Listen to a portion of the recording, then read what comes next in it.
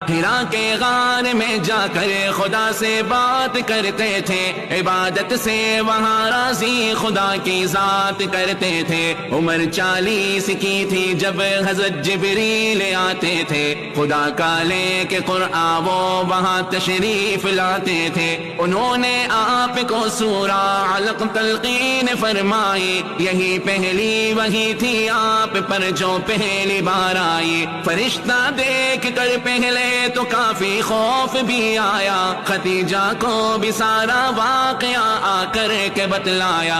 چلی وہ آپ کو لے کر چچا ورقا کی خدمت میں، وہ بولے گر جوان ہوتا تو لگتا میں بھی نصرت میں۔ وہ خفیہ طور پر ہی دین کی جانب بلاتے تھے، شروع کے 3 سالوں میں وہ یوں ہی آتے جاتے تھے۔ جو نخلا پر تلاوت آپ نے قرآن کی فرمائی، تو پھر جنات نے دولت ہدایت کی وہی پائی۔ پھر اس کے بعد اللہ کی طرف کھل کر بلاتے تھے، سبھی کفار کو انجام بد سے ہی ڈراتے تھے۔